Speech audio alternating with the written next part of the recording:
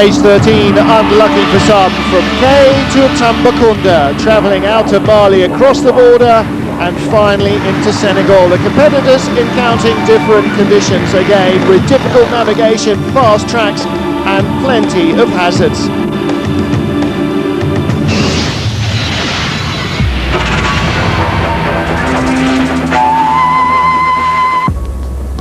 Without doubt the big story of the day in the motorcycle category. He's been in command of this rally since it reached Africa on day 3 in Morocco. But today, for Mark Coma, it all went wrong.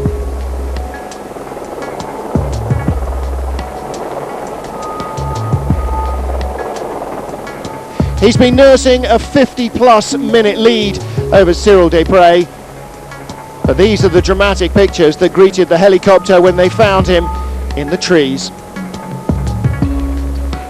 Coma on the ground, in distress. When the medical crews got to him, he was completely bewildered.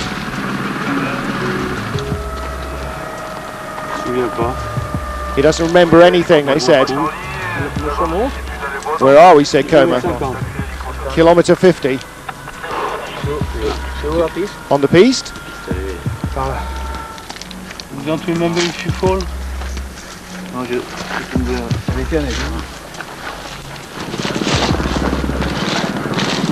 Tu vas venir avec nous, on va te mettre une petite perfusion. Come with us, we're going to do a check. Doesn't look serious. You don't remember anything.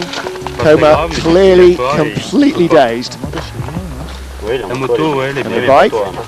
Et c'est pas la moto. Don't worry about the bike. We're worrying about you. Okay. But it is okay. D'accord. Il est incontestable qu'il a dû tomber parce qu'apparemment il a des troubles de la mémoire. Well, we're supposing that he fell because now he's got no memory of anything. He looks a little bit knocked around, but apart from that, we really don't know anything else, said competition director David Castera. We sense maybe he got lost and had a panic, trying to find the track, but the bike's okay. Maybe he hit a tree.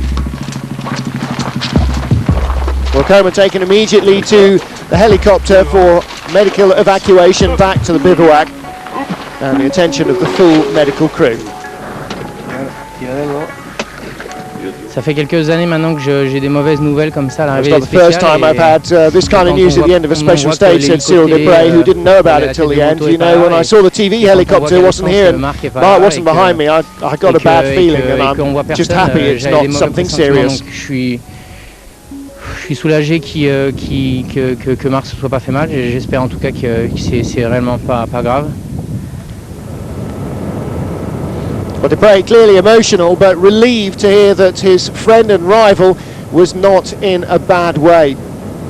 Coma's bike was retrieved by the helicopter, and that came as a lifeline. Today's two big stories converging, because Isidre Esteve had to walk to the CP. 500 metres from the passage control, he'd had a huge accident and stumbled in, dusty and with a broken bike. But from 2, he was able to make 1. I was riding in the dust, I hit a tree and fell quite heavily. Some pain in my back, but apart from that, I'm okay, said Esteve.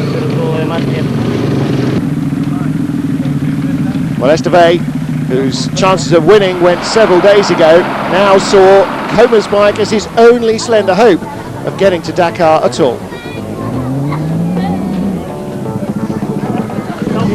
For local fans, something to talk about. And for Esteve, plenty of work to be getting on with.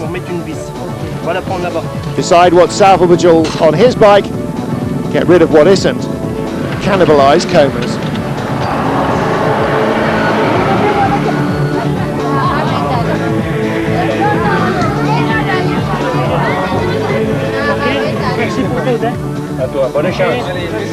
Good luck, say the doctors.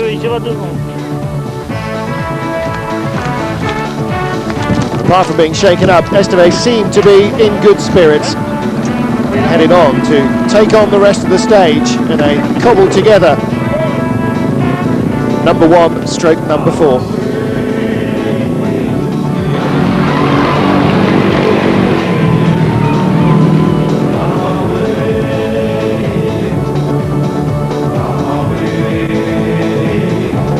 So for Cyril Desprez, after 3 days at the beginning of the rally that effectively cancelled his chances of fighting Coma all the way, and looking at an uphill struggle to try and catch the Spaniard, you might have thought perhaps that with 3 stages left to go it would only be a mechanical malady that would give him the chance. But today he was fastest on the stage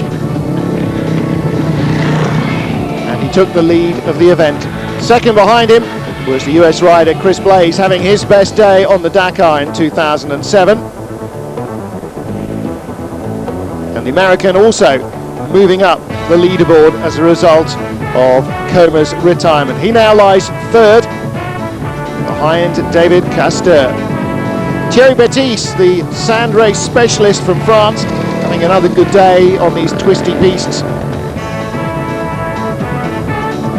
His 450 Honda, perhaps the ideal size and power combination for the Senegalese terrain. And Bettis was holding nothing back.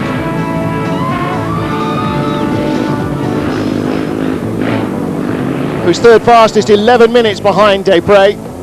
Testament perhaps to the fact that he was riding in little more dust. And Tom Claassen, the South African, was second fastest on the stage, but due to a mix-up at the passage control, he left the refuelling 8 minutes early and incurred a similar time penalty. Very hard navigation, he said. Today was a really tough day for the riders, particularly for the brain. In the end, 11 minutes behind, he was fourth, just a few seconds behind Thierry Bettis. And another good result for Yanis Winters with his first stage win back in Mauritania under his belt. Winters and his brother Einars both made it into the top 10, and if that's not a red letter day for Latvian motorcycle riders on the Dakar, then show me one that is.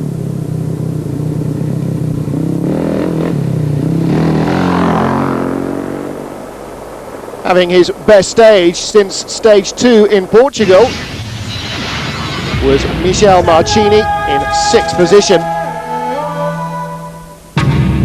That's today's story. Cyril Desprez, the winner of the stage, but it was Marc Coma's demise that will be remembered most on unlucky stage 13. Desprez now leads by 35 minutes from David Castor, with Chris Blaze dropping back behind Castor in time, but up to third place overall. Started 18th today, so it was really dusty and just took my time getting through. I made a couple mistakes early and decided just to slow down a little bit, and I just waited for my best opportunities to make a pass when it was safe. And I had a good ride today. I enjoyed it. I just wish I would have started up a little bit further up this morning, but it worked out okay. Thierry Bettis said in the beginning it was really tortuous among the trees, navigation pretty tricky. Yesterday I got lost, today I managed to get a grip with it and everything went really well. Esteve said, I hit a tree stump, lost control of the bike, broke the oil radiator and the water radiator, and really I just had to stop for a while. Guess I was lucky that Mark's bike arrived at the PC. I took the bits I needed to make my bike fit to ride again.